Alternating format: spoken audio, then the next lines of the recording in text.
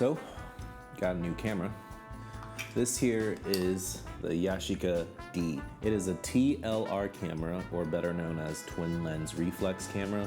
And what that means is it has two lenses. Composing with this is fairly simple. It's 6x6, so it's square format. And you look through here and you're seeing through the top lens, and what's taking the photo is the bottom lens.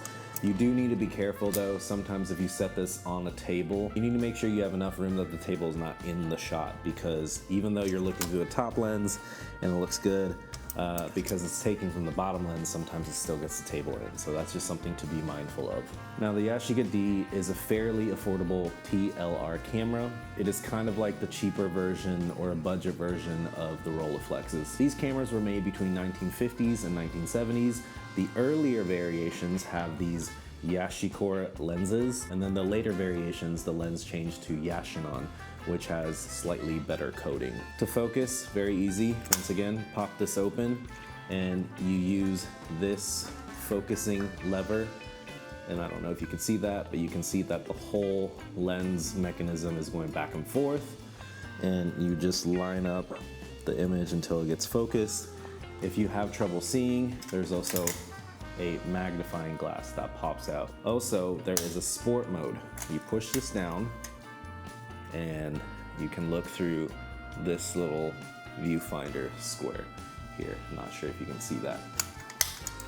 But that's how you take photos with it. Now this camera is slightly different than something like this camera. This camera is a Leica M3, it's a fully mechanical camera, but this camera shoots 35mm film. The Yashica shoots 6x6 120 film, not to be mistaken with 120mm film. A lot of people call it 120mm film. It's not 120mm film, it's just 120 film or medium format. Unlike 35mm film, which most of the film rolls nowadays have 36 exposures, or 27 or 24. Now it is a little bit different for medium format film.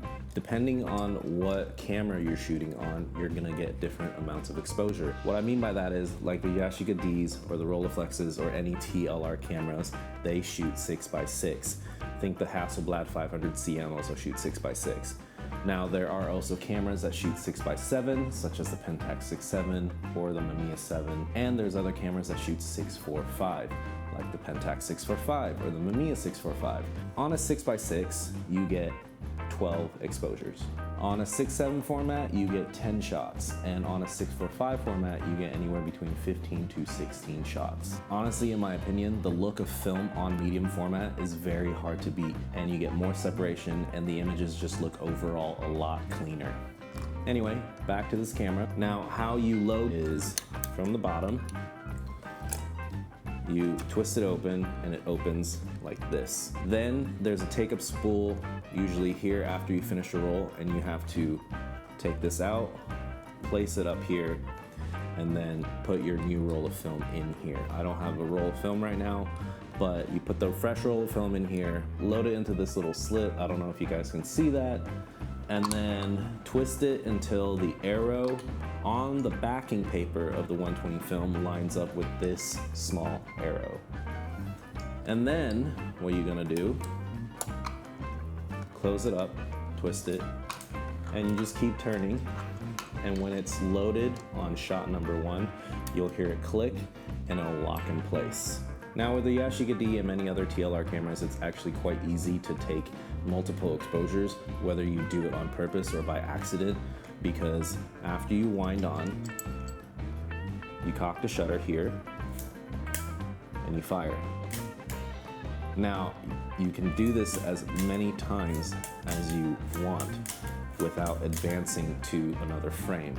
So if you're not careful, you can shoot multiple exposures on it. However, if you want to do it purposely and for artistic purposes, it's quite easy to accomplish. To advance the film, you push this button in here, you wind on until the next frame, it'll lock in place, cock the shutter, fire the shot. Now over here, you see these two dials over here. This dial is the aperture dial.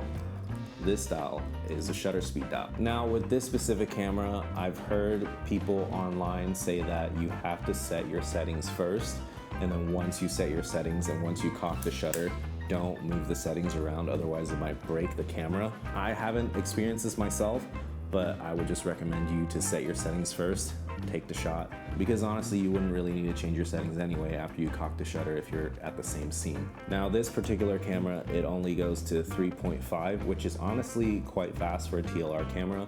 There are more expensive versions, obviously, like the Rolleiflexes that go down to 2.8, but 3.5 on a TLR is good enough for me. Because it's medium format, even at 3.5, you get a lot of bokeh and separation. Shutter speeds go from 1 second to 5/100ths of a second, so that's the fastest shutter speed you get on this camera.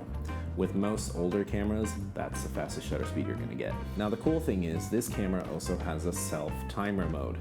You simply flick this lever down to the X, don't know if you can see that, and then you bring that timer shutter over here, cock it,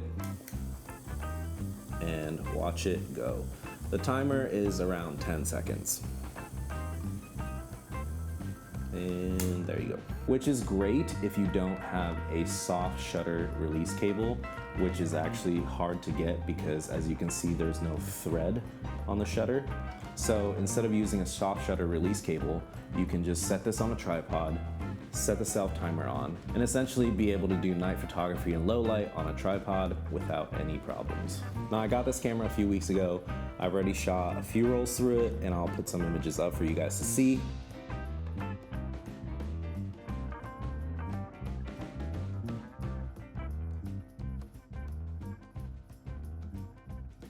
All the images that you see are shot on expired HP5, rated at ISO 400, but dev'd at ISO 800. I feel like when you shoot HP5 that way, it gives you a much cleaner look.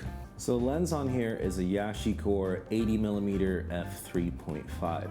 Now an 80mm on a 6x6 camera is equivalent to around 50, which makes this a perfect camera for taking portraits. Now speaking of portraits, a few days ago I attended a photo walk with my friend Nico, who was leading a Scott Kelby photo walk for the Pentax 17 and the GR3 cameras. I didn't have any of those cameras, but I just tagged along anyway, and I shot this camera. Nico is also a very, very talented editorial photographer in the industry here in the Philippines, and he had a model with us walking around the streets of Chinatown here in the Philippines, which is the oldest Chinatown in the world. So that experience was really cool. We essentially got to do portrait sessions with Chinatown as our backdrop, and I'll include some of those pictures now.